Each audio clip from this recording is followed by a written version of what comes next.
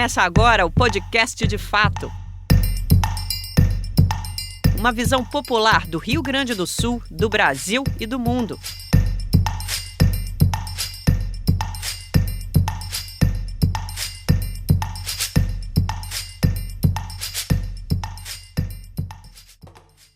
Olá, está entrando no ar o podcast De Fato, uma parceria do Brasil de Fato, do Rio Grande do Sul e o Sindicato dos Bancários de Porto Alegre e região, gravado diretamente no Estúdio Hall, no centro da capital gaúcha. Eu sou Kátia Marco e comigo tocando o programa Ayrton Centeno. Salve, Kátia. Salve, Ayrton. Conosco hoje na bancada, Everton Jimenez. Ele que é bancário, né? Foi diretor do Sindicato dos Bancários e hoje é vice-presidente da CUT do Rio Grande do Sul. Bem-vindo, Jimenez. Eu que agradeço o convite, sempre bom participar desse programa. O Jimenez é a nossa carta, né? Quando o Dão Real Pereira dos Santos, que é o nosso comentarista do programa Descomplicando, está em suas viagens, né? O Jimenez está aqui com a gente. Muito bom poder contar contigo. É uma honra, né? Não substituir, mas fazer algo que o Dão Real faz tão bem, né? Porque o Dão é uma sumidade. A gente adora os comentários dele, então é muito bom estar aqui. E uma honra, né? Poder ser chamado quando o Dão não pode vir. Que, aliás, está escrevendo uma coluna para o sindicato, para o jornal, né? Dos bancários. Sim, o Dão lá na CUT também, né? Agora, no nosso congresso da CUT, antes ele foi lá falar sobre a questão econômica, a questão dos juros, fez textos para nós também, para ajudar no debate do Secult sobre a questão econômica, né? A gente gosta muito de ouvir ele. E é importante, né, a gente ter economistas de esquerda assim, que fujam daquela análise da Globo, da SBT, sobre a economia, né? Que é só da visão neoliberal. Que, aliás, o Dão não é economista, né? O Dão é geólogo. Tem essa particularidade. Mas estuda muito, né, economia. Sim. O Everton, ele é geólogo, então ele estuda a profundidade da economia. O Lula é metalúrgico e fala melhor de economia do que muito catedrático aí, né? E tem outra coisa importante. Viu, Jimenez? E uma outra coisa importante relacionada ao Dão, que é o seguinte, que é a capacidade dele de verter, em termos simples, o economês, que é um subidioma, digamos assim, do português, né? E é extremamente complicado para uma pessoa que não lida com isso diariamente entender muitas coisas. Feito o nosso merchan. Dão depois, né? O Pix lá, sabe qual é? Gente, aproveitem aí, já comecem a curtir, a compartilhar e a comentar o nosso podcast de hoje, que estamos com um entrevistado super especial. Ele é engenheiro, empresário, apresentador de TV, palestrante, ex-banqueiro e outras tantas coisas.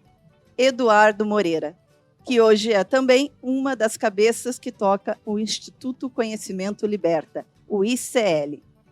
Nos próximos 40 minutos, o Eduardo vai nos contar o que anda fazendo, o que anda pensando sobre o Brasil de Lula e o que anda planejando. Bem-vindo, Eduardo. Olá, obrigado pelo convite. Uma alegria estar com vocês três aqui. Alegria toda nossa. E para dar a largada na nossa entrevista, então, vai lá com a primeira pergunta, Centeno. Eduardo, olha, empresário, engenheiro, apresentador de TV, palestrante, escritor. Na verdade, são muitos Eduardo, né? Pelo que eu percebo aqui. Então, diante de tudo isso, dessa variedade de Eduardos, eu vou fazer uma pergunta mais genérica, que é o seguinte: eu te vejo sempre extremamente entusiasmado com as coisas que estás fazendo, né? E entusiasmado, inclusive, com fazer coisas no Brasil, para o Brasil, discutir o Brasil. Então, eu te pergunto, justamente numa época que tu faz isso, justamente num momento em que o brasileiro tem aquele complexo de inferioridade que o Nelson Rodrigues caracterizou como complexo de vira-lata, né? A gente se sente muito isso, né? Da impossibilidade do Brasil andar para frente, se realizar enquanto país. Então, eu te pergunto, o Brasil tem jeito? Boa pergunta. Nossa, boa pergunta. E eu achei que você ia me perguntar o que me motiva para fazer as coisas mesmo, né? Eu acho que tem um pouco a ver quando você pergunta se o Brasil tem jeito, porque implícita tem uma pergunta tipo, olha, a gente imagina que você acha que o Brasil tem jeito, porque senão você não estaria fazendo isso tudo.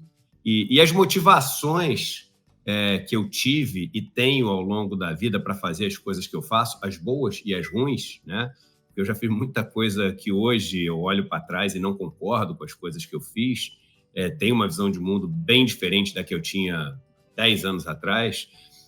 As motivações foram diferentes. Então, eu já tive como motivação simplesmente a ganância, como motivação querer me provar, principalmente para minha família.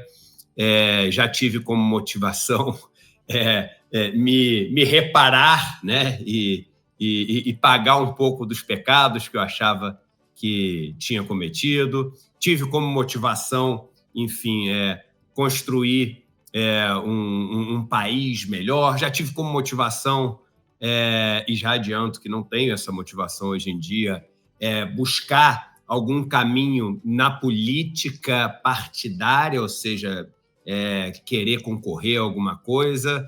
E hoje talvez eu vá surpreender vocês um pouco quando eu falar para vocês qual é a motivação. Eu estou muito pessimista em relação ao mundo, sabe? À humanidade. Muito mesmo, né? A gente está vendo o que está acontecendo, por exemplo, com o clima, e eu já começo me solidarizando, aos dias e semanas de horror, né? Que a região sul do Brasil viveu e ainda está vivendo, porque fica aquela sensação de que todo dia pode acontecer de novo, né? Quando é que a próxima chuva... Eu me arrepio quando falo de verdade, né? E ao mesmo tempo, a gente vê na Líbia isso acontecendo, aí a gente vê que no Canadá está acontecendo, a gente vê que regiões que eram cobertas inteiramente por gelo não estão mais cobertas. A gente leu semana passada que o ponto de aquecimento do planeta de não retorno, ele já passou. E aí a gente pensa que há 20 anos atrás, a gente falou que se não fizesse nada de sério, de relevante, ia passar. Então a gente sabia que ia passar. Os maiores cientistas do mundo falaram que ia passar. E a gente escolheu passar. Aí tem gente que ouve e fala assim, eu não escolhi, não tenho nada com isso. Nós, como humanidade, né, escolhemos. E essa nossa escolha coletiva, e é claro que é uma escolha manipulada, é claro que é uma escolha influenciada por aqueles que detêm o capital, detêm o poder, detêm a mídia, que criam um conjunto de ideias que nos faz acreditar em coisas que não são verdades, mas no final, todos e todas escolhem isso em todas as atitudes que têm ao longo do dia. Ter uma vida que é uma vida baseada nesse quero mais, né? Na competição, na comparação. Então, isso tem a ver com o tipo de carro que você quer, você sonha em comprar, com a comida que você come, com os lugares que você quer viajar, com os amigos que você quer ter, com as roupas que você quer vestir. Em tudo que a gente vai fazendo ao longo do nosso dia, a gente vai ali votando, escolhendo um tipo de mundo. E a gente, sabendo dessa catástrofe global, a gente escolheu isso. Só que não aconteceu só isso com o clima, né? O desastre, o desequilíbrio aconteceu também no social. Então, a desigualdade do mundo, ela explodiu ao longo dos últimos 20, 30 anos. Na verdade, desde a década de 80, ali, do começo da década de 80, final da 70, começo de 80. E a gente também sabia que isso ia acontecer, porque isso vem acontecendo. O único período onde isso desfez um pouco foi durante a pandemia de Covid, quando os governos tiveram que ter programas ali de presença do Estado na economia e de distribuição de programas ali emergenciais de renda para as pessoas poderem sobreviver. Mas tirando isso, tirando esse curto período da pandemia, que também aconteceu a pandemia por conta desse nosso avanço desenfreado, né, destruindo o meio ambiente, na parte social e econômica, o abismo só aumenta entre as pessoas mais ricas e mais pobres. Quando esse abismo aumenta, isso significa que a gente fala muito do 1%, né? que o 1% tem tanto por cento da riqueza, é porque a gente não vê o 0,1%. É porque a gente não vê o 0,01%. Ou seja, 0,1% significa 1 a cada 1.000. 0,01%, 1 a cada 10.000. A diferença entre eles e os mais pobres vai aumentando, aumentando, aumentando, e essa turma vai ganhando poder. Então, é a turma que elege quem vai estar no legislativo, que escolhe quem vai estar no judiciário. Importante dizer, o judiciário não é votado, mas é, entre aspas, para quem está nos ouvindo no Spotify, né, votado. Né? Votado por aqueles que detêm o dinheiro, por aqueles que detêm o poder. Eles escolhem quem vai estar no executivo. E, mas como é que então a gente tem alguém de centro-esquerda ou de esquerda hoje em dia no Brasil, em outros países capitalistas? E quais são as concessões que têm que ser feitas para isso poder acontecer? Desde lá de trás, quando a gente teve que ter como vice, e uma pessoa que até foi uma pessoa, a gente pode encontrar aqui vários elogios a fazer, mas era o Zé Alencar, que era um empresário de um partido do Centrão, né? Depois Michel Temer, a gente viu no que deu, né? Hoje, o Alckmin e uma aliança que a gente tem. Então, mesmo no executivo, é isso aí, é essa turma que escolhe. Então, como esperar para os meus filhos, para os meus netos, um país menos desigual? Como esperar para eles um país que vai controlar o clima? Eu não caio nessa armadilha, dessa venda de esperança de que a tecnologia vai resolver isso. Não resolve, porque a tecnologia ela é toda montada a partir desse sistema, dessa lógica. Então, é uma tecnologia que é feita para servir os mais ricos e para enchê-los de mais ainda poder. A tecnologia não é feita para melhorar a vida de todo mundo. Veja que descobrimos os segredos da eletricidade já, começamos a desvendá-los há mais de 2 séculos, e hoje você ainda tem mais da metade da África subsaariana sem acesso à energia elétrica. E aí, Eduardo, caramba, vamos tirar da tomada aqui o programa. Chega de pessimismo, a gente precisa de otimismo. Mas aí vem o ponto. Se eu não levantar da cama e lutar para que isso seja diferente, porque eu tenho filhos, eu tenho amigos, eu saio na rua, eu vejo as pessoas, aí a minha vida perde completamente o sentido. Aí eu realmente tenho um problema existencial seríssimo. Então, o que me motiva hoje não é a chegada. Eu acho que quando eu morrer, né, o mundo vai continuar sendo muito desigual. A gente vai continuar enfrentando os problemas climáticos. Talvez a gente esteja aqui aplaudindo, né? E olha que eu aplaudo as conquistas da ciência, mas talvez a gente esteja aqui na Terra aplaudindo ao lado de pessoas morrendo de fome a primeira colônia que vamos fazer em Marte. Uau, que incrível, uma colônia em Marte e pessoas morrendo de fome do nosso lado. Mas eu vou tentar fazer diferente pelos meus filhos e filhas, pelas pessoas que eu conheci viajando o país, por mim, para poder dar sentido para a minha caminhada, para poder dar sentido para a minha vida. E, é claro, adoraria ser surpreendido por uma realidade diferente. Ficaria muito feliz de, ao ver essa realidade diferente que me surpreendesse, de saber que eu pude contribuir com algum tijolinho para essa história. Né? Eduardo, eu queria entrar justamente nessa questão do diferente. Essa semana eu estive, né, em 3 cidades que foram atingidas pelo ciclone e que realmente foram destruídas. Assim, é muito triste caminhar pelas cidades, são praticamente cidades fantasmas, com as casas no chão, enfim, é um cenário de guerra, né?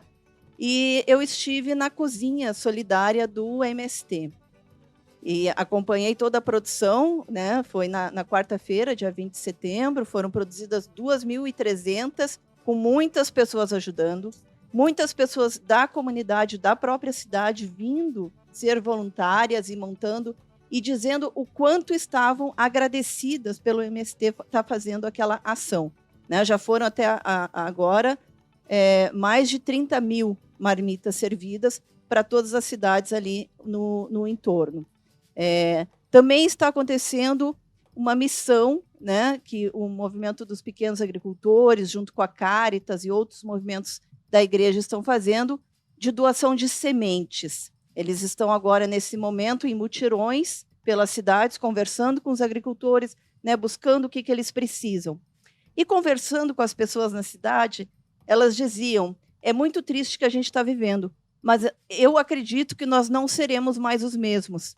O que nós estamos recebendo de solidariedade de pessoas que nós nunca vimos na vida, de alguma forma, isso está mexendo com as pessoas. Só que eu acho que ainda falta um componente que é isso que os movimentos sociais levam, que é o trabalho coletivo e a organização. A sociedade ela não está preparada para isso. E aí ela trata, eu perdi minha casa, eu não sei como que eu vou reconstruir. E não consegue ter a visão de que essa reconstrução ela é coletiva. A cidade precisa se reconstruir e se repensar como vai se reconstruir. Só que parece que ainda não se chegou nesse patamar. Como é que tu vê isso? A gente tem que conquistar os corações e mentes. A lógica coletiva tem que mudar. O que mais me inspirou na mudança que eu tive na vida foram essas 3 letrinhas. MST. Eu conheci no trabalho do MST assim, uma possibilidade das coisas serem diferentes. O MST me ensinou desde o primeiro dia que eu pisei num acampamento. Foi o acampamento Fidel, que fica ali em Florestópolis, né? Ali perto do acampamento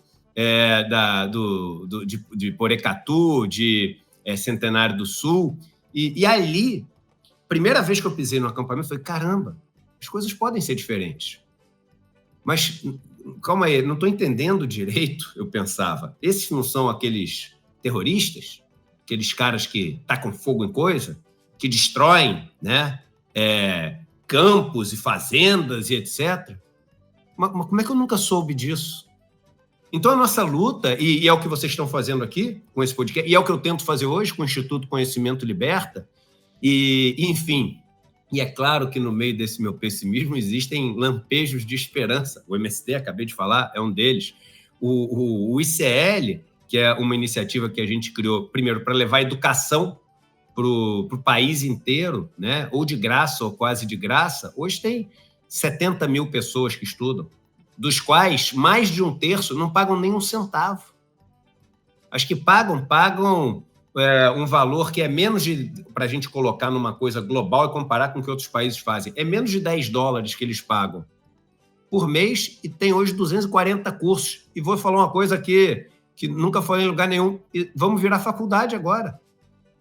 Vamos virar pós-graduação com diploma do MEC e vamos oferecer também por um preço ou quase de graça ou de graça para todo mundo que não puder pagar, porque a gente nunca negou uma bolsa até hoje. Imagina, quase 30 mil bolsistas num negócio que tem 70 mil pessoas. Então, aí a gente montou o noticiário, montou um noticiário 1 ano e meio atrás. Nas manhãs, na internet do Brasil, a gente é líder de audiência. A gente bate a Jovem Pan, que é a mais difícil de bater, tá? Porque a extrema-direita segue muito forte no Brasil. A gente bate CNN, dá o dobro da audiência da CNN, a gente bate Band, a gente bate Record, a gente bate SBT, a gente bate a turma toda, em 1 ano e meio. Agora, enquanto a gente tem ao mesmo tempo nos assistindo ali 30 mil pessoas, a Globo está com 3 milhões. Ou seja, o que a gente está fazendo é legal, mas tem que multiplicar por 100 para começar a brincadeira, esse negócio. Dá para multiplicar? Dá. É uma luta fácil? Não é uma luta fácil. Agora, enquanto a gente não conquistar os corações e as mentes, a gente vai ter essas bolhas de solidariedade, essas bolhas, né, de pessoas querendo se voluntariar para ajudar e fazer um mundo melhor. A gente vai ser reativo, ou seja, acontece a tragédia e a gente reage, né? Pô, eu lembro quando teve ali a catástrofe em Petrópolis, durou 1 mês, né? E foi uma reação também muito bonita, de muita gente querendo ajudar. Depois, a gente sabe que uma cidade não se reconstrói em 1 mês. Quem falava um mês depois? Quem falava? Veja que eu estou por dentro dessas iniciativas que você falou, primeiro pela proximidade que tenho ao MST e por termos ajudado no ICL também na captação de recursos para o programa das sementes, né? Que você tem lá o Frei Sérgio como uma das lideranças que tem ajudado muito nesse projeto, que é uma pessoa muito querida, muito amiga minha. Agora, a questão é, a gente está fazendo isso, depois o MST faz isso sempre, o MPA faz isso sempre, mas nós, como sociedade, para ajudar, depois que a tragédia aconteceu, e vão acontecer várias outras. E o que a gente está fazendo para evitar que novas tragédias aconteçam? Nada, como sociedade, né? Como sociedade, como escolha. Não está fazendo nada. Depois que aconteceu a crise... Hoje eu estava vendo uma matéria de crianças, eu só li a manchete, tá? De crianças Yanomamis que foram ali filmadas, que estão sendo maltratadas, presas, ali ameaçadas. Aí me veio, caramba, a gente nunca mais falou dos Yanomamis. Dos Guarani Kaiowás. Ninguém fala dos Guarani. A gente sabe o que acontece lá todo dia. Lembra a primeira vez que o João Pedro Stedley me mandou para lá para conhecer a realidade? Ninguém mais fala dos Guarani Kaiowás. Semana passada morreu mais um casal, queimado, incendiado, numa casa de reza.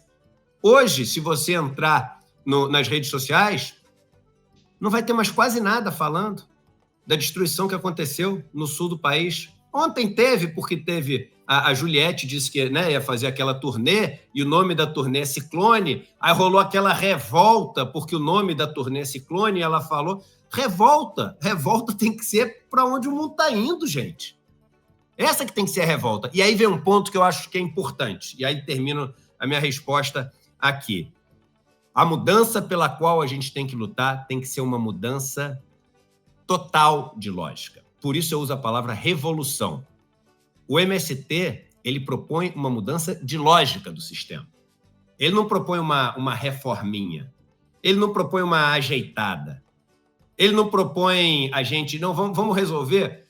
Vamos fazer o seguinte. Nossa meta como sociedade é fazer o Bolsa Família sair de 600 para ir para R$1.000. Não pode ser essa a nossa meta.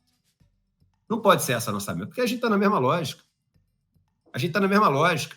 Então, eu vejo várias pessoas, até... né, na minha classe, né? Eu hoje em dia eu sou assumidamente um traidor de classe, mas eu vejo muitas pessoas na minha classe que querem fazer aquela de eu sou o rico bonzinho. Então, boné do MST, pá, põe o boné do MST. Agora só estou consumindo orgânico do MST, pá. Aí tem lá o projeto Marmita Solidária do MST, pá, posta. Aí vem MST ocupa terras da Suzano. Aí vai todo mundo nas redes sociais. Isso eu não acho certo. Só para deixar claro que... Então, tu acha o quê? Tu acha que o MST é feira de orgânico? Você não entendeu nada. Você não entendeu nada. O MST é um movimento de luta. O orgânico é o resultado da luta. Mas o MST é um movimento de quebrar cadeado, de porteira, de fazenda improdutiva, de fazenda grilada, de fazenda que tem trabalho escravo, de fazenda que polui rio, de fazenda que mata gente. Isso, o MST é um movimento de luta para lutar contra a monocultura, lutar contra a destruição das nossas terras. Mas as pessoas não estão preparadas para isso. As pessoas só vão até a primeira página. E a primeira página é o que tem levado a gente para o caos. Não existe uma versão melhor de capitalismo, porque o capitalismo está sempre na sua pior versão. Eduardo, depois desse teu desabafo, assim, eu quero te perguntar uma coisa, mas antes quero fazer uma ponderação. Eu acho que esse tratamento todo que tu está descrevendo, que a gente acaba dando para o que está acontecendo, com esses fenômenos, como eu acabaste de citar, na Líbia, no Rio Grande do Sul, no Canadá, nos Estados Unidos, na Europa, enfim. A gente olha isso, primeiro, a gente olha isso no depois. Né? Acontece o problema e aí se tenta resolver o problema uma vez acontecido. Não é? Esse é um dado. O outro dado nós olhamos esses problemas como eventos isolados. Né? E como a gente falou aqui no programa anterior, esses não são eventos isolados, eles fazem parte de um processo, me parece, de adoecimento da Terra. E esse adoecimento da Terra, ele é levado por práticas equivocadas, econômicas, sociais, culturais, enfim. A ideia de que o indivíduo, né, que o centro de tudo é o indivíduo, que o indivíduo é que é responsável pela todas as soluções, e todo o mundo deve servir ao indivíduo. Então, eu gostaria de ligar isso com um título de um dos livros teus, que é A Economia do Desejo, né? E um complemento à farsa da tese neoliberal. Eu queria saber se tu consegues linkar o neoliberalismo, né, e a busca desmesurada de poder e de bens materiais com o cenário que nós estamos vivendo hoje. Legal. Primeiro, você estava falando da questão, né, da terra adoecendo, e isso é um conceito muito importante, da terra como um organismo vivo. E não é vivo, gente, assim, estamos falando de uma maneira metafórica, romântica, mítica. Não, é vivo mesmo. A terra é um organismo vivo. Se você colocar, e eu coloco às vezes no meu sítio, ele fica num lugar alto ali na montanha, eu coloco aquelas câmeras que fica fazendo aquele time-lapse, né, que fica passando o tempo, pega uma manhã inteira e bota em 30 segundos. E tem o Rio Paraíba do Sul passa ali embaixo. Você vê a terra respirando, soltando aquele ar todo e o ar indo embora, assim, né? Então, você consegue ver até a terra respirando. E não é uma maneira de imaginar, não. É na prática. E como, né, nós humanos podemos fazer para ajudar, tem uma coisa interessante, eu já vou voltar no neoliberalismo, mas que a gente pôde ver durante a pandemia. Vocês já leram aquele livro, o Siddhartha, do Hermann Hesse? Tem Muito tempo. Então, normalmente a resposta normalmente é essa. Mas tem um trecho onde ele está ali, né, diante do Augusto, diante ali do Buda, né? E ele começa com esse questionamento: o que eu posso fazer? O que eu posso fazer para melhorar? Aí ele fala assim: se você jogar uma pedra num lago, né, quanto mais você mexer na água, tentando ajudar a fazer ela cair no fundo mais rápido, mais você vai atrasar a pedra. O que você tem que fazer é o seguinte: é parar de mexer na água, porque o caminho dela é para lá. O caminho dela é profundo. Então, se você deixar de interferir, ela vai chegar no destino dela o mais rápido possível. O destino da natureza é o equilíbrio. O destino da natureza é o equilíbrio. O destino dos rios é ser limpos. O destino da terra é ser fértil. O destino das árvores é crescer, das flores florescer, dos frutos brotar. Só que a gente atrapalha. Durante a pandemia, a gente passou aquele primeiro mês, vocês devem lembrar, que tinha aqueles vídeos de drones, né, de Roma, da Times Square nos Estados Unidos, aquela região onde tem um monte de propaganda, não sei o quê, de São Paulo, tudo na Índia, todas as ruas vazias. Gente, começou a aparecer golfinho onde não tinha, a água começou a ficar clara, as pessoas começaram a ver o fundo, em 3 semanas o ar começou a melhorar absurdamente, a gente saiu da frente. Então a gente tem que colocar o seguinte: a natureza, e quem estuda até sistemas agroflorestais, os SAFs, sabe disso, a agroecologia, que é um dos temas, enfim, chave do MST hoje em dia, sabe que a gente ali tenta imitar o que a floresta faz, um sistema agroflorestal. Porque na floresta, você já percebeu que ninguém aduba uma floresta? Você já percebeu que ninguém tem que ficar plantando coisa nova numa floresta? Você já percebeu que ninguém rega nada numa floresta? E você já percebeu a quantidade de animais que vivem numa floresta? Como é que eles conseguem viver ali? Como é que não acaba? Porque está em equilíbrio. Nós somos aqueles que desequilibram. Eu, nesse sítio que eu falei, tem uma mata, eu comprei uma câmera fotográfica e estou há 15 anos acompanhando ali. E só deixei, onde era um monte de capineira, deixei voltar as árvores. Não sei o que, começou a aparecer o cachorro do mato, a raposinha. Depois de um tempo, começou a aparecer um jaguarundi. Depois de um tempo, a jaguatirica. Hoje aparece onça parda. Aí aparecem os filhotes da onça parda. E aí tem um monte de coati, tem um monte de jacu, tem irara, mas todos eles aumentando em população, mas eles estão sempre ali, porque à medida que um aumenta muito, começa a chegar uns predadores maiores, e está tudo em equilíbrio. Está tudo em equilíbrio. E o neoliberalismo, o que ele tenta fazer? Aí a gente poderia passar um programa inteiro falando de neoliberalismo, mas você tocou num ponto, na pergunta anterior, onde você falava o seguinte, da necessidade do coletivo, não foi? Que você falou, da gente agir de uma maneira coletiva. O que o neoliberalismo faz? Ele atomiza, divide em átomos a sociedade, ele individualiza. Você tem que ser dono do seu próprio destino, você tem que ser um vencedor. Eu tenho aqui atrás, na minha biblioteca, uma prateleira de livros que eu não gosto de ler, mas eu já ganhei vários, e já li vários em outras épocas da minha vida, de autoajuda. Você sabe o que quase todos os livros de autoajuda dizem que te ensinam? A ser um vencedor. Só que qual a condição sine qua non para existir um vencedor? Vocês me dizem, o que tem que existir? O perdedor. Não existe vencedor sem perdedor. Porque a definição de vencedor é que teve um vencido. Não existe. Em vez da gente pensar em ser próspero, né, em ser feliz, em ser saudável, não, a gente quer ser um vencedor. Todos os livros vendem a ideia de vencedor. O neoliberalismo é isso, olha só, vamos individualizar, vamos colocar toda essa competição para eles poderem buscar, e isso começa literalmente desde o começo. Meus filhos estão na escola, eles já se tirou uma nota 6, como é que eu vou falar com meu pai? Eu falo, tá tudo bem. Eu tirei um 4, calma, tá tudo bem. Mas todo mundo na turma também tirou nota ruim. Aí já entra, é a competição, desde mais novo, sabe? Aí o vestibular é uma competição. Aí na empresa é uma competição.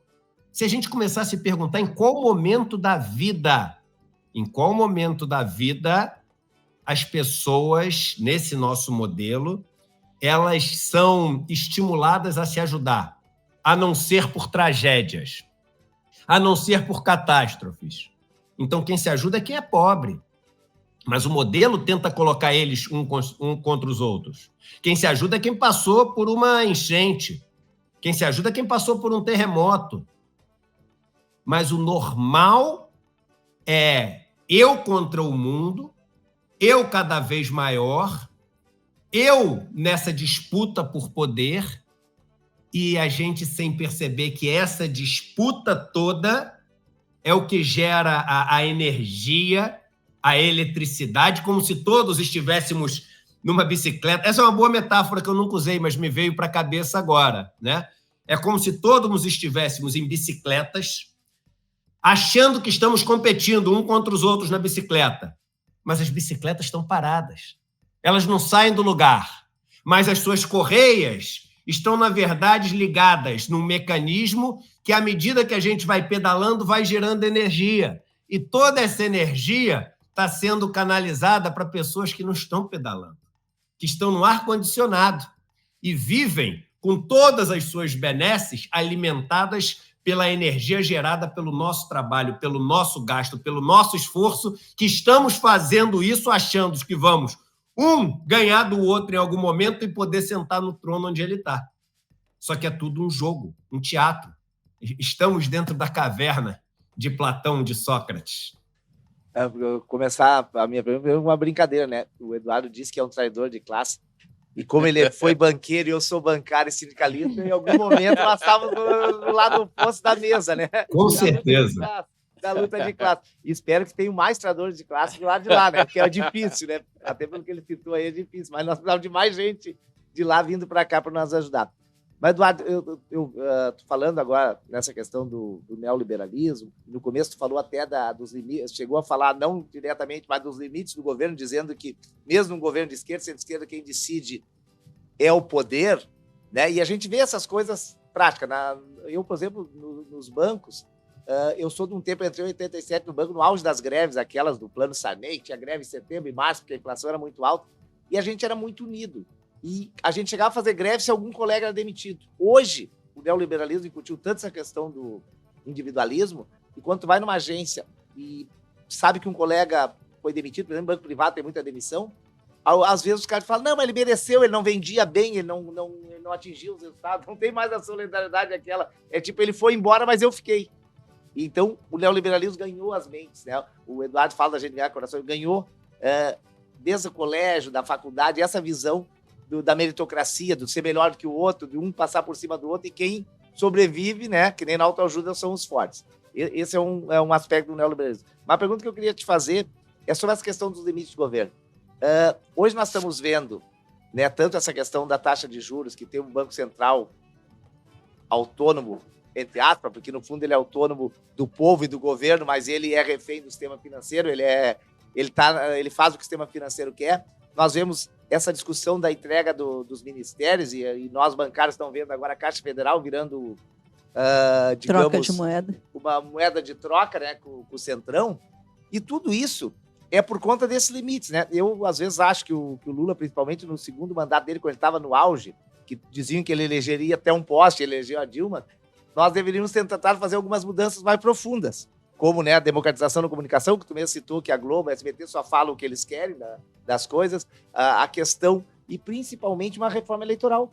Porque enquanto for desse tipo, as nossas eleições foram assim, que tu elege o presidente, mas o Congresso, o voto é descasado, não é voto em lista, não é voto em partido ideológico, tu nunca vai ter maioria, né? Tu vai ter o que tem hoje. O Lula eleito, com 10%, eu acho, do Congresso de esquerda, se for muito, né? E o resto, daí tu tem que fazer esses...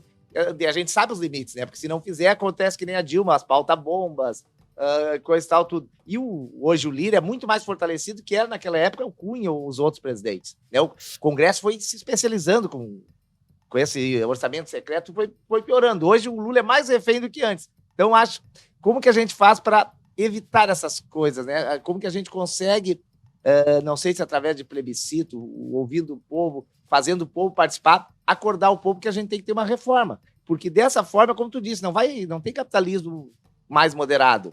A gente faz algumas coisas, Bolsa Família, alguma ajuda, mas não consegue mudar a estrutura. E nós vamos mudar a estrutura do país. Se nós não mudar a estrutura, nós vamos continuar vendo a Caixa, que é o único banco 100% público, que faz todos os programas sociais do governo, como moeda de troca, como teve o Ministério do Esporte, assim vai. Então, eu queria uma reflexão mais ou menos nesse assunto. Eduardo, a gente está já chegando ao final da entrevista, infelizmente, mas eu só queria incluir nessa tua resposta que tu comentasse um pouco sobre a questão da tributação dos super ricos, né, que estão aí de mimimi. Eu acho o seguinte, vamos lá, a gente não... Primeiro, eu não tenho... As pessoas às vezes me perguntam, Eduardo, então o que tem que fazer e não sei o quê? Eu sou uma pessoa, eu tenho várias ideias, mas não tem essa característica messiânica em ninguém. A única certeza que eu tenho é que a solução ela é conflituosa. É uma solução que não escapa do conflito. E aí eu tenho uma crítica em relação a esse governo, que desde os primeiros dias de governo, né, tentou se afastar de qualquer maneira de qualquer conflito, na minha opinião. Você ainda teve o Lula, presidente, entrando no embate ali com o Roberto Campos Neto durante um tempo, mas depois também nem isso mais a gente teve.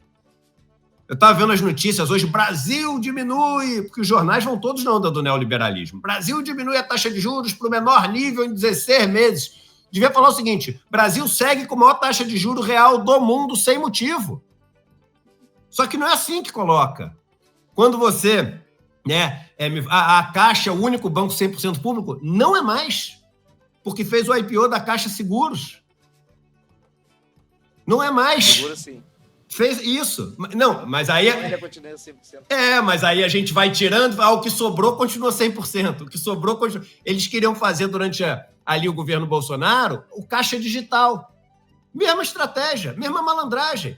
Vamos aproveitar que a gente está pagando tudo aqui no Caixa. Por isso, assim, eles ficaram tão animados em fazer pela Caixa Econômica Federal essa distribuição. Primeiro, só dava para fazer pela Caixa, que é a que chega no Brasil inteiro. Mas por que eles ficaram babando de vontade? que eles falam, agora a gente faz tudo aqui no digital da Caixa, a gente fala que isso aqui é uma outra empresa, só que essa outra empresa ia ser tudo da Caixa, e eles iam fazer o IPO da Caixa Digital, iam privatizar a Caixa Digital, e aí a gente ia continuar falando, não, mas a Caixa que sobrou continua 100% público.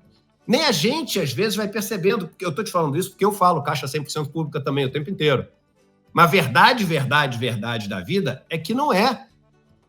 Aí a gente viu o MST, o governo começou a ocupar. O governo foi o primeiro a criticar. O governo não teria sido eleito sem o MST, gente. O governo não teria sido eleito, porque o MST fez um trabalho de base gigante durante essas eleições. O governo não foi eleito por causa do apoio da Simone Tebet. É um erro as pessoas que acham isso. O governo não foi eleito por causa do apoio da Simone Tebet. Tem muito mais gente que votava no Ciro Gomes, que brigou de morte com o Lula, que ajudou a eleger o Lula, do que Simone Tebet, que resolveu mudar a cabeça. Tem alguns que mudam, mas o Lula foi eleito por causa do Lula. Do Lula. E das pessoas que estavam sempre junto com ele. Quem estava 580 dias lá, na vigília, era o MST. Entendeu? Eram os movimentos de agricultores, eram os movimentos sociais, era a Educafro. Isso que elegeu o Lula. E esse governo escolheu, e tem motivos políticos. Provavelmente não estou 100% certo, mas talvez não esteja 100% errado também, na minha visão da história. Mas eu acho que a gente não testou o conflito, a gente não tentou esse conflito. E tem que ter conflito, porque sem conflito não tem essa mudança. Agora, qual é o desafio do conflito? Para esse conflito ter chances de ser bem sucedido, ele tem que ter apoio e organização popular. E essa organização hoje, ela é muito difícil. É muito difícil, porque o neoliberalismo deu conta disso também. E até as novas tecnologias contribuíram para isso. As pessoas acham que o Facebook, né, uniu todo mundo. O Facebook individualizou todo mundo, gente. O Facebook individualizou todo mundo, as pessoas não se reúnem mais. Tenta fazer uma greve, uma passeata, uma movimentação que reúna 10 mil pessoas. Tenta fazer, hoje em dia. Não consegue. O Lula não consegue juntar 10 mil pessoas. Claro, o Bolsonaro hoje em dia não consegue juntar 100, mas estou falando da maior liderança que a gente tem popular no Brasil hoje. Tem que fazer, a gente tem que fazer, todo mundo, e aí não só o Lula, todo mundo que faz manifestação hoje tem que usar aqueles truques de edição, né? Passar o drone ali nas 3 primeiras fileiras, ficar voltando. Você botar em câmera lenta, são as mesmas pessoas que aparecem em todos os vídeos que tem um monte de gente, porque não junta mais um monte de gente. A sociedade se individualizou. Qual é o maior movimento que a gente tem hoje, talvez? A marcha do MST no Brasil. Estou mentindo? Eu estou mentindo que o maior movimento que a gente tem hoje talvez seja a Marcha das Margaridas? Não, com certeza. Então, por quê? Porque o MST é um oásis de coletividade num deserto de individualidade. Então, esse é o nosso desafio. Então vamos fazer o seguinte, vamos fortalecer os sindicatos. Temos que fortalecer os sindicatos. Mas a gente tem que ser esperto e entender também que as características do trabalho estão completamente diferentes e a mente das pessoas está completamente contaminada também com a história de seja um empreendedor de você mesmo. Então, a gente tem que ser inteligente para, nesse fortalecer os sindicatos, encontrar uma estrutura que seja uma estrutura que abrace essa nova maneira de organização. Trabalhador é trabalhador e sempre vai ser trabalhador. Mas a maneira como as pessoas estão vendo as coisas, a maneira como a cabeça delas foi contaminada e a maneira como as características da economia foram enfim, mudando, faz com que a gente tenha que se adaptar a essa nova realidade para poder organizar, gerar massa crítica, dar o apoio popular necessário e cobrar o enfrentamento e o conflito. 1 minuto aí para comentar a questão da tributação dos super ricos, Eduardo. Tributação dos super ricos é o seguinte, qualquer pesquisa que você fizer no Brasil, e tem várias, porque se você entrar no site do Senado, você vai ver um monte de pesquisa que o senador Paulo Paim, meu amigo aí do Sul, né, um orgulho que vocês devem ter no Sul, o único que está desde da Constituinte sendo reeleito em Brasília e um homem negro do Rio Grande do Sul, vocês têm noção de como isso é especial? De esquerda, um homem negro do Rio Grande do Sul, de esquerda, que é o único que está desde a Constituinte até hoje ali sem perder mandato em Brasília. Então é o seguinte, Ele já fez essa pesquisa ali no Senado e várias pessoas já fizeram. Quem é a favor? 90% é a favor de taxar as grandes fortunas. Mesmo com toda essa ladainha, o pessoal vai tirar dinheiro do Brasil, mentira. Porque o Gerard Depardieu, que não entende nada, fala do Gerard Depardieu, que virou a lenda de que tirou o dinheiro da França. É uma maluquice, né? Mas você pode ver que eu já ouvi Everardo Maciel falando isso. Até pessoas supostamente sabidas no assunto falam isso porque não tem argumento. Ninguém vai tirar dinheiro do país por causa disso. O Brasil tem 13%, 12,75% de taxa de juros ao ano. Quem é que vai tirar dinheiro do Brasil? Que vai taxar em 0,5%? Ou que... Agora, o problema é o seguinte, 90% é a favor, mas os 10% que são contra, no meio desses 10% tem gente que manda pra caramba, gente. Então, esse que é o problema. Com certeza. Muito obrigada, Eduardo. Foi uma bela entrevista e te convidamos a continuar aí conosco até o final do nosso podcast de fato. E também convidamos você que está nos assistindo a curtir, compartilhar, comentar, mandar teu feedback, tuas sugestões. E também, se vocês estão gostando do nosso podcast, se vocês gostam do conteúdo produzido pelo Brasil de Fato RS, contribua com o nosso jornalismo. É só entrar lá no nosso site, brasildefators.com.br, e entrar no Apoie-se. É apoie.se/Amigos do Brasil de Fato RS e contribua para continuarmos a construir um jornalismo comprometido com a classe trabalhadora. Prensa na imprensa. Pois é. Eu quero tratar de um assunto que foi abordado pelos grandes jornais na semana passada, com um enfoque muito específico. Foi um levantamento que o Datafolha fez sobre o prestígio das Forças Armadas. E o prestígio caiu. Caiu sensivelmente, embora ainda, considerando que as demais instituições, as Forças Armadas ainda disponham de, digamos, uma vantagem em relação aos demais. Agora, o foco foi nas Forças Armadas, mas essa mesma pesquisa do Datafolha também abordou as demais instituições, né? E eu acho mais alarmante o que acontece com as demais instituições do que com as próprias Forças Armadas. Mas o foco naquele momento era as Forças Armadas. Muito bem. Então, a gente percebe, se a Força Armada tem algo como, eu não vou lembrar bem agora nesse momento, algo como 30% de confio nas Forças Armadas, 30% disseram que confiam. Pois bem, na imprensa, apenas 20% confiam, né? Quando falo imprensa corporativa, os grandes jornais, rádios, TVs, os grandes grupos de mídia. O monopólio. Isso, o oligopólio, seja as 6 famílias, aquela coisa que a gente fala sempre. Muito bem. E 31% não confiam nem a pau na imprensa. Agora, como é que uma sociedade se estrutura em busca de uma verdade factual, enfim, tem esse tipo de desconfiança em relação a quem faz a intermediação, né? Eu acho extremamente complicado. Mas acho também que a imprensa digamos, né, nesse julgamento quanto à sua própria credibilidade. Por que eu digo isso?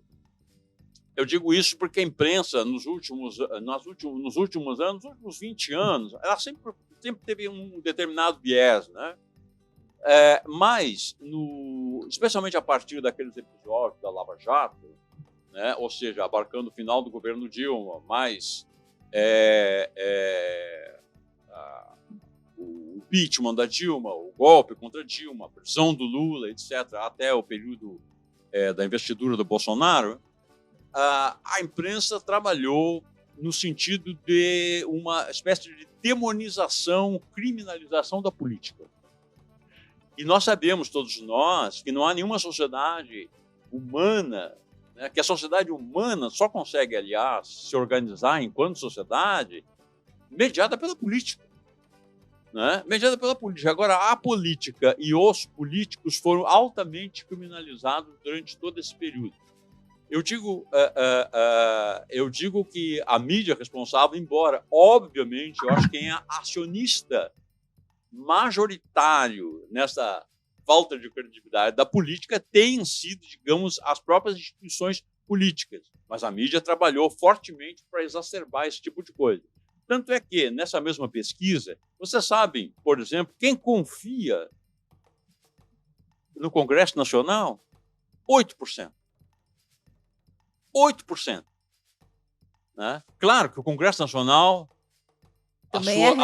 as suas maracutaias, o período Cunha, né? O período atual do Lira, enfim, o Congresso Nacional é um sumidor de dinheiro público, e as pessoas percebem isso. E os partidos políticos, digamos assim, que poderiam qualificar o Congresso Nacional, como é que eles estão? Eles estão piores. Apenas 7% confia nos partidos políticos. Agora, é um processo, digamos assim, que eu chamaria até algo que aconteceu no Equador. Você sabe o que aconteceu no Equador? É só para usar uma metáfora. Né? Lá, o Lasso, que era o presidente, ele resolveu, digamos, da crise do Equador, ele resolveu, usou um instrumento chamado morte cruzada. A morte cruzada, digamos assim, ele sai do governo e o Congresso se dissolve. Então, a imprensa aqui, ela acionou um mecanismo de morte cruzada também.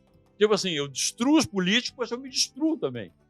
Né? Eu perco a credibilidade. Eles perdem e é um jogo, aquele jogo, não é um jogo de ganha-ganha, é um jogo de perde-perde. Então, eles fizeram isso de uma maneira, tipo assim, misturando alho com bugalhos, colocando todo mundo no mesmo saco. A atividade política passou a ser fortemente criminalizada, demonizada, e nós resultamos com um apoio decisivo da nossa mídia corporativa no quê? Nós decisamos numa catástrofe chamada Jair Messias Bolsonaro. E continuamos vivendo ainda hoje sob forma do bolsonarismo. E o avanço do fascismo. Muito bem. E agora, então, estamos chegando naquele quadro que você adora. E eu também, e o Ayrton também. Figuraça da semana. E vai que tá contigo a bola, Ayrton. O meu figuraça da semana não pode ser outro. Só pode ser um. Será que finalmente tu vai ganhar? Será? Não sei, eu levo fé. Não, assim, depois do discurso histórico na Assembleia Geral da ONU, abrindo a Assembleia Geral da ONU, eu acho que não tem como não ser a nossa figuraça da semana, não ser o cidadão chamado Luiz Inácio Lula da Silva. Entendeu? Eu vou de Lula hoje porque eu acho que é inarredável esse nome. Olha, a minha tendência é ir contigo, mas eu quero trazer aqui uma homenagem também.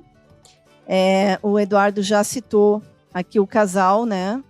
A Sebastiana Galto, de 92 anos, e o Rufino Velasquez, de 75 anos, que foram encontrados mortos e carbonizados numa casa de reza, na aldeia Guaçuti, no Mato Grosso do Sul. Né? Eles que eram um casal de rezadores, Guarani e Kaiowá. E hoje eu estava assistindo o vídeo da fala da Janja, né? Justamente lá em Nova York, com o Raoni, junto com ela, e outras lideranças indígenas, a Sônia Guajajara, e me emocionei muito, né? Porque eu acho que se vamos conseguir sobreviver enquanto humanidade, vai ser a partir da sabedoria dos povos originários, dos povos indígenas. Eu vou seguir o Centeno. Na outra semana que eu estava aqui, também teve quase uma unanimidade, que foi o Stedley, né? Que tinha acabado com aquela direita fascista na CPI lá do MST, né? Ele acabou, inclusive, com a CPI do MST. Ela acabou depois do Stedley lá, eles não quiseram mais enfrentar, né?